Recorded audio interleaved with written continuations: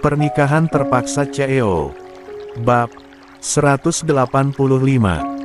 Malam hari ketika Samba sedang beristirahat di pos, tiba-tiba ponselnya bergetar. Nama Jelita terpampang di layar ponselnya, membuat Samba yang setengah mengantuk karena agak lelah seketika matanya segar.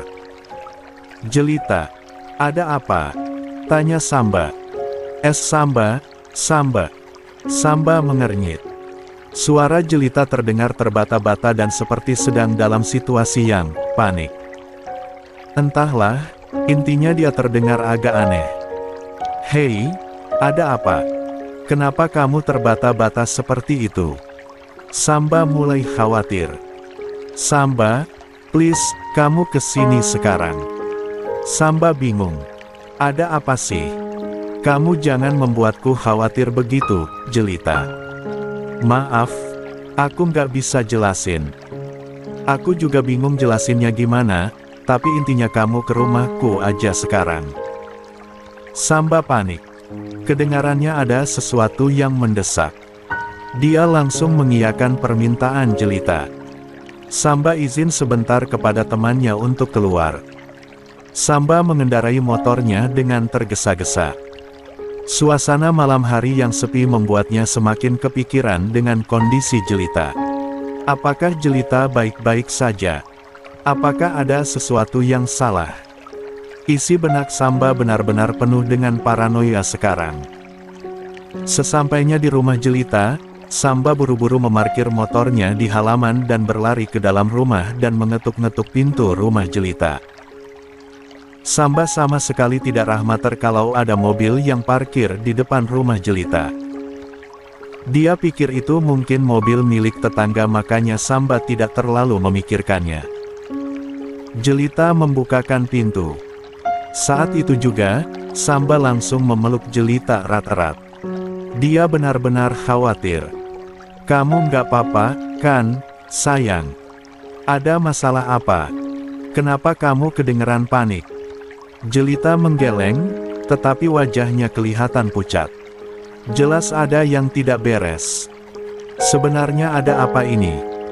Samba menangkup kedua belah pipi Jelita dan mengangkat wajah sang istri agar bertatapan dengannya. Hei, katakan ada apa, oke? Kamu kenapa?" Jelita menelan ludahnya sendiri dengan susah payah. Itu di ruang makan ada." Samba mengernyit. "Ada apa?" tanyanya panik. Samba kira ada hewan berbahaya seperti ular atau apalap. Bisa jadi juga hal seperti itu membuat Jelita panik.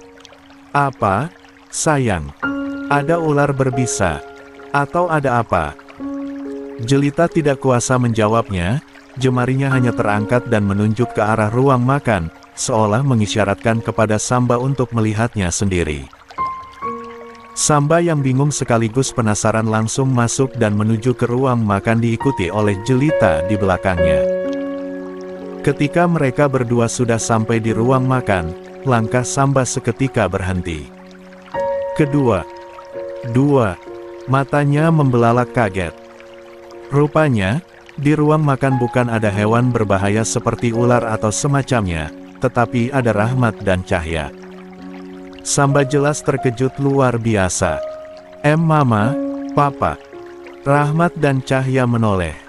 Keduanya tersenyum tipis kepada Samba. "Aneh. Ini benar-benar aneh. Mengapa orang tuanya ada di sini? Lebih-lebih, mengapa mereka ada di rumah Jelita?" Jakarta ke Kalimantan itu bukan jarak yang dekat, belum lagi posisi Samba sekarang bukan di kota, melainkan di pedesaan yang lumayan tertinggal. "Jadi, bagaimana? Mama dan Papa kok bisa ada di sini?" tanya Samba. Dia masih belum lepas dari rasa syoknya. Memangnya nggak boleh main ke rumah menantu sendiri? Timpal Cahya. Samba kelihatan bingung. Baiklah, kalau soal Cahya mengakui Jelita sebagai menantu, Samba tidak kaget lagi, tetapi Rahmat. Samba lalu ganti menatap papanya. Sama seperti biasa, Rahmat tidak terlalu banyak mengeluarkan ekspresi, dan itu jugalah yang membuat Samba bingung untuk menilai bagaimana perasaan papanya saat ini. Kenapa ngeliatin papa segitunya? Ini kapan kita mulai makannya? Sudah lapar ini, ucap Rahmat. Jelita, meski masih syok langsung sigap menyiapkan piring dan alat-alat makan lainnya. Samba masih berdiri kaku. Otaknya tetap loading tak selesai-selesai. Kamu mau berdiri gitu aja? Mau ngeliatin kita makan doang memangnya? Tanya Rahmat ketika mereka bertiga sudah duduk di meja makan sementara Samba masih berdiri kaku seperti patung. Samba mengerjap pelan. Ekspresi bingungnya benar-benar konyol hingga membuat Cahya terkikik geli. Ayo makan, Samba. Kamu nggak lapar? Ajak Cahya. Samba berdeham pelan. Meski dia masih syok luar biasa, tapi dia berusaha mengendalikan diri. Samba akhirnya duduk di samping Jelita. Makan malam berjalan dengan lancar. Rahmat dan Cahya kelihatan menikmati makanannya, sementara Jelita dan Samba masih agak susah menerima situasi ini. Mereka berdua sesekali saling melirik, sama-sama melempar kebingungan satu sama lain tetapi tak berani bicara banyak. Selesai makan, Rahmat menenggak air putih di sana dan bernapas lega. Dia lalu melirik Samba yang makanannya tidak berkurang banyak. Kenapa nggak dimakan? Kamu nggak lapar memangnya? Tanya Rahmat. Samba pura-pura memakan makanannya. Bukannya dia tidak lapar, dia hanya masih syok makanya jadi tidak fokus dengan makanannya. Ngomong-ngomong, kita sekarang impas ya, Sam. Samba mengernyit. Dia awalnya bingung, tidak bisa menangkap maksud papanya, tetapi saat dia Rahmat kelopak matanya langsung melebar. Ternyata perkiraanku benar. Gumam Samba. Semua ini memang sudah direncanakan. Samba menatap Rahmat. Maaf salah, Jenderal. Rahmat cuma mengangguk. Sekarang, gantian Jelita yang menatap Rahmat. Hingga detik ini, Jelita masih takut-takut kalau berhadapan dengan Rahmat. Aura Rahmat itu secara alami mengintimidasi orang lain, makanya Jelita lumayan ciut kalau berhadapan dengannya. Iita juga mau minta maaf, Om, karena... 3. Rahmat tiba-tiba mengibaskan telapak tangannya. Lupakan saja. Mulai semua dari awal lagi. Om menerima kamu jadi menantu. Jelita terkejut. Rasanya, dia ragu. Apakah pendengarannya tidak salah? Apakah dia tidak berhalusinasi? Dia hanya takut salah dengar. Mata Jelita berkaca-kaca. Samba langsung menggenggam telapak tangan sang istri di bawah meja makan, berusaha menguatkan sang istri. Entahlah, mereka berdua benar-benar tidak bisa menggambarkan seberapa senang hati keduanya ketika mendengar Rahmat akhirnya memberi restu. Setelah makan malam itu, Samba harus segera kembali ke Epos, sementara Cahya dan Rahmat akan menginap di rumah Jelita. Sesaat sebelum pulang, Jelita mengantar Samba sampai ke teras. Kalau bisa, Samba sebenarnya tidak mau pergi. Namun, tugas masih memanti jadi dia tidak bisa egois mementingkan urusan pribadi. Samba menyentuh tangan Jelita dan menatapnya lekat-lekat. Kamu mau kembali sama aku lagi, kan? Kita sudah mendapatkan restu. Jelita mengangguk. Lantas dia tiba-tiba teringat dengan pesan Kiara waktu itu. Sam, tolong kasih tahu Ara dong kalau kamu sudah punya istri. Biar dia nggak jodoh-jodohin kamu sama cewek lain. Samba kaget. Maksudnya? Coba buka pesan dari Ara, biar kamu paham. Samba mengambil ponselnya yang ada di dalam saku kemudian mengecek pesan Kiara. Berhubung pesan itu memang sudah dibaca oleh Jelita, jadi Samba juga tidak tahu dan berpikir tidak ada pesan baru, makanya dia tetap tidak tahu. Samba membaca pesan tersebut dan seketika kaget. Sumpah, aku nggak tahu. Nggak kelihatan ada pesan baru, makanya aku juga nggak ngecek-ngecek lagi. Ya udah balas aja. Kasih Hanem. Takutnya cewek lain berharap sama kamu. Samba mengangguk. Dia langsung mengetik balasan pesannya di depan Jelita. Maaf, Ara. Tolong bilang sama Bunga jangan mengharapkan Bang Samba, karena Bang Samba sudah punya wanita yang Bang Samba cintai. Wanita yang gak akan pernah tergantikan oleh siapapun. Dia adalah cinta pertama sekaligus cinta terakhir Bang Samba. Pesan itu langsung terkirim. Jelita senyum-senyum sendiri membacanya. Hatinya merasa lega luar biasa. Jangan senyum, ujar Samba. Jelita mengerjap bingung. Kenapa? Terlalu manis, balas Samba. Jelita tersipu. Gombal banget sih. Samba terkekeh. Dia maju dan mencium kening Jelita sekilas kemudian pamitan. Kalau gitu, aku balik ke pos dulu ya. Titip mama dan papa, jadi menantu yang baik. Jelita tertawa mendengar candaan itu. Siap, komandan. Dia membuat gestur hormat di depan Samba. Samba seketika tertawa. Pesan yang dikirimkan Samba itu langsung masuk ke ponsel Kiara. Kebetulan dia memang sedang mengecek. 4. Lini masa media sosial, mencari-cari informasi menarik. Begitu pesan Samba masuk, Kiara langsung berpindah ke aplikasi perpesanan karena penasaran dengan balasan Samba.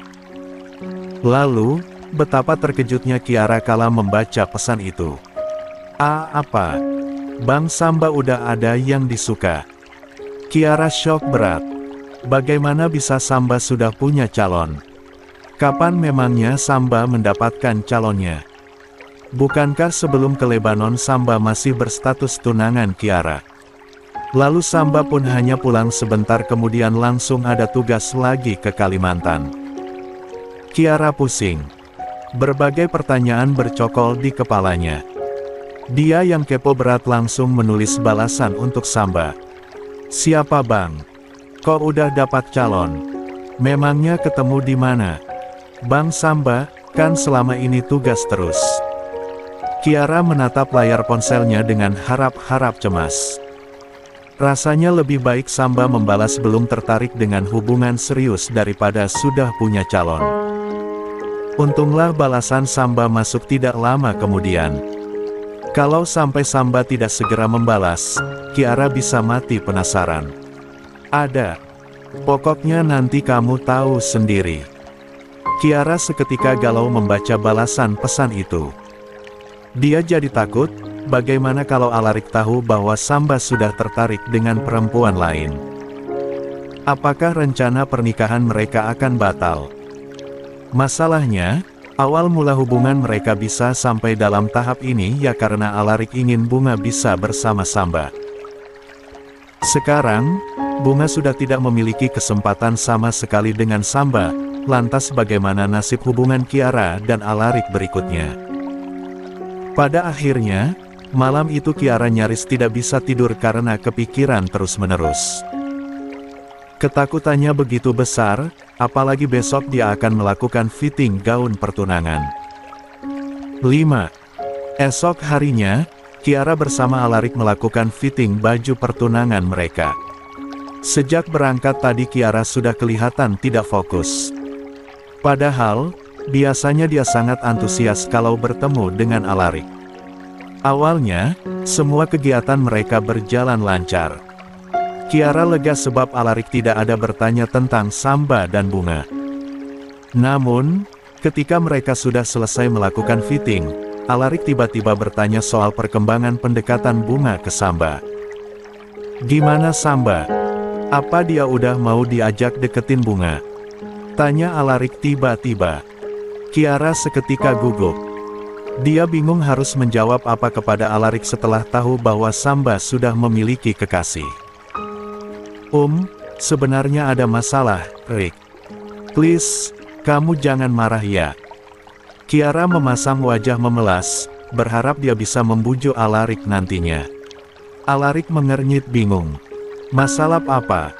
Itu. Bang Samba bilang kalau dia sudah punya wanita lain yang dia suka. Makanya. Apa? Alarik kaget bukan main. Kok bisa? Kiara menunduk. Aku juga nggak tahu, Arik. Aku udah mencoba usaha untuk. Ara, kamu gitu aja nggak becus. Alarik tiba-tiba menyela. Atau kamu aja yang telat komblangin Samba ke bunga. Kiara takut. Wajah Alarik kelihatan marah sekali. Enggak kok. Aku udah. Ark. Kalau begini percuma dong semuanya. Alarik tiba-tiba mengeluh. Bunga bakalan tetap sakit hati. Usahaku sia-sia saja. Kiara kaget. Air mata seketika turun ke wajahnya. Jadi kamu menyesal tunangan sama aku, Rick? Tanya Kiara. Suaranya sudah parau karena berusaha keras menahan tangis meski tak berhasil. Alarik Rahmater, dia salah bicara. Bukan gitu, aku hanya. Ternyata kamu nggak tulus sama aku, Rick. Kiara tidak mau mendengar penjelasan apapun dari Alarik. Rupanya cinta Alarik padanya tidak pernah tulus. Alarik hanya memanfaatkan perasaan Kiara demi bunga. Dari awal cinta Kiara memang bertepuk sebelah tangan. Seharusnya dia tidak perlu berharap apa-apa dari Alarik. Kiara teringat dengan semua ucapan Alarik, yang katanya mau berjuang untuk mereka berdua, yang sampai datang ke rumah untuk berhadapan dengan Pandu dan Cici. Kiara pikir, semua itu tulus, bahwa Alarik memang benar-benar telah jatuh cinta dengannya. Rupanya dia salah. Semua yang dilakukan Arik semata-mata hanya demi bunga. Kiara benar-benar sakit hati.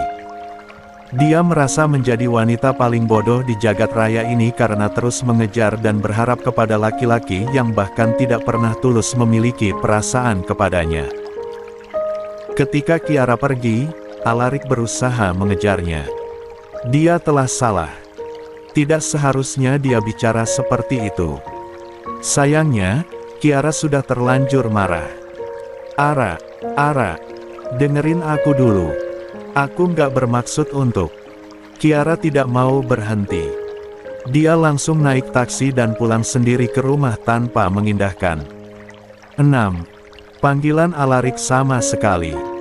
Sementara itu di tempat berbeda. Sebelum memutuskan untuk kembali ke Jakarta, Rahmat dan Cahya pergi berziarah di makam orang tua Jelita. Samba juga ikut berziarah. Mereka berempat ke sana bersama-sama. Usai berziarah, Samba dan Cahya pamitan kepada Jelita dan Samba. Mereka juga tidak bisa lama-lama di Kalimantan karena tidak tega meninggalkan Afika sendirian di Jakarta. Memang ada yang menjaga Afika, tapi tetap saja anak itu masih sekolah, jadi jelas Rahmat dan Cahya kepikiran. Kalian hati-hati di sini. Samba, kamu jaga Ita baik-baik, kami akan menunggu kalian di Jakarta, ucap Rahmat sembari menepuk-nepuk bahu Samba. Mereka berpelukan singkat, pun dengan Cahya dan Jelita yang juga berpelukan satu sama lain. Kalau begitu, kami pergi dulu. Sampai jumpa lagi ya. Cahya dan Rahmat melambai, meninggalkan Samba dan Jelita hanya berdua saja. Saat Rahmat dan Cahya sudah pergi, Jelita melirik Samba. Apa kamu mau langsung balik ke pos? Tanyanya. Iya. Kenapa? Nanti malam mampir ke rumah ya pas istirahat makan malam. Entah mengapa, Jelita agak malu-malu mengajak Samba mampir duluan. Suaranya sampai mengecil saking groginya. Samba mengangguk sembari tersenyum tipis. Iya. Ya sudah, aku balik ke pos dulu. Jelita mengiyakan. Malamnya, sesuai dengan janjian mereka siang tadi, Samba datang ke rumah Jelita saat istirahat makan malam. Namun, Samba mengernyit bingung saat melihat rumah Jelita malah gelap semua.